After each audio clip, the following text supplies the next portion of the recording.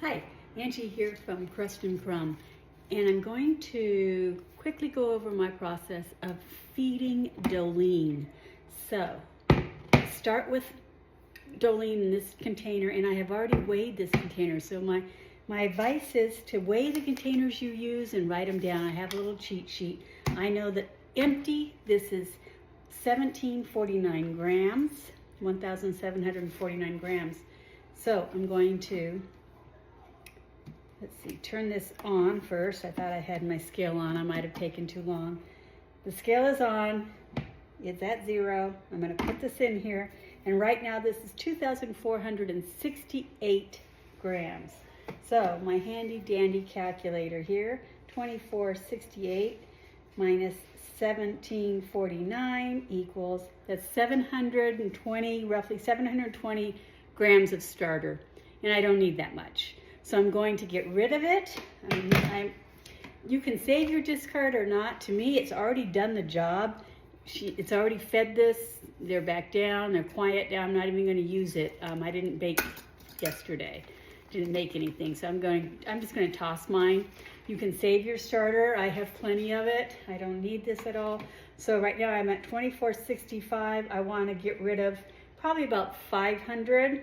So I'll bring it down to 1935. And here I go. I'm just going to scoop it out. And I love the smell. She's well fed. I could probably use this, but I'm not going to because I've got other things going on today. But if you have an acidy, vinegary smelling sourdough, it's not healthy. It's hungry. So I said I was going to get this down to 1930.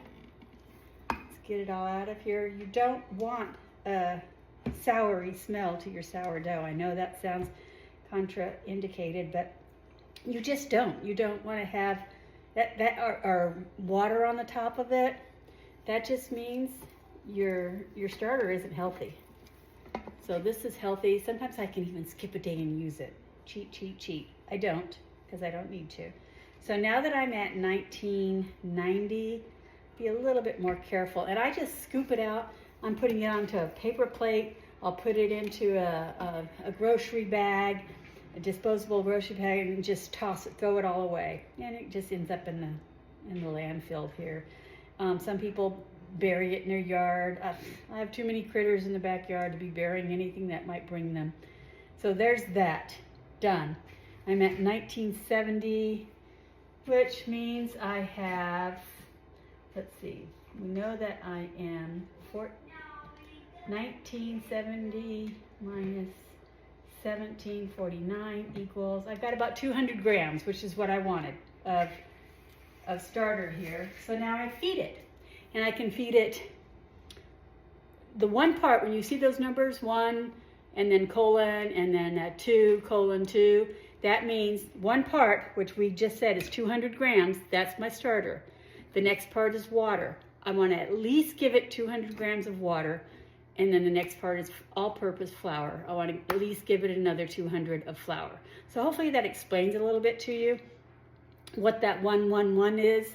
I'm going to do more. I typically feed mine 1, 2, 3. I keep it a little thicker, as you can see. So I'm going to have 200 grams of water. I'm going to actually make 400 grams of water. How about that? But I think today, anyway, you want to make sure your water's filtered. Don't get water out of the sink. It probably has bleach in it. Could be why you're having an issue. If that's the case, you're going to have to run some type of filtering system. This one seems to work well for me. Gets out all the stuff out of my I have a Berkey too, so I double filter. So here I'm going to clear this. I'm going to tear it down so it's 0. And if I put 200 in here, that's how much, that's the least that I could do. That was 200 grams. Because just think about feeding a baby. You want to feed the baby a certain amount of ounces of formula or breast milk, right? To make sure that it's getting nutrition. You're giving her nutrition. If you don't give them enough, they're not going to grow. It's a baby. You feed it. So here we've got 200 grams. That's going to bring if I add 200, 200, 200, that's going to bring me up to 600 grams of flour. And I actually think that's probably all I need. But I'm going to put 200 of water. I'm gonna actually hit 300 of flour. And I'm just feeding mine. Remember, mine is a well-established, Dolene is well-established.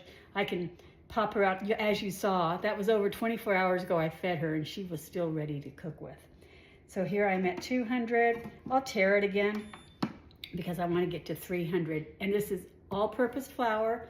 This particular one isn't fresh milled. I had some extra, so I'm going to use this. I'm at 250. I said I wanted 300. But if she wasn't doing well, I'd definitely do my fresh milled, and I'd also put some rye in her. Rye, R-Y-E flour, is excellent to feed with. Okay, so now here we are. Got my flour in here. Made a little bit of a mess, but I'm just gonna mix it up. I take my swish around in here with my Swiss whisk. And can you see how thick it might be? I do have a stiffer starter. I don't use one that's really runny. There's signs, different things you can say. There's signs people say it needs to look like pancake batter. Well, pancake batter has all kinds of thicknesses, right? You want thick, you want thin. That doesn't really help me. So I go by measurements. I also, my hands were clean before I started all this. I'll stick my hands in there and really scrape it up. But this is what we're gonna get. There we go. She is going to double in size in the next 4 to 5 hours. And I'll refeed her again possibly tonight, just because I skipped yesterday. So what you saw was over 24 hours and she was ready to go. So there it is. That's how you feed a starter. It's not hard, people. Just use the right products. Remember, you want to measure. Always measure. Don't guess. You don't take out a cup, put back a cup. That's not what it is. It's not what you take out. It's how much is left. How much that baby needs.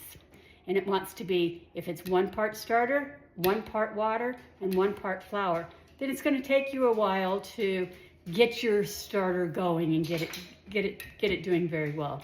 That's it. Thanks, guys. From my kitchen to yours. Happy baking.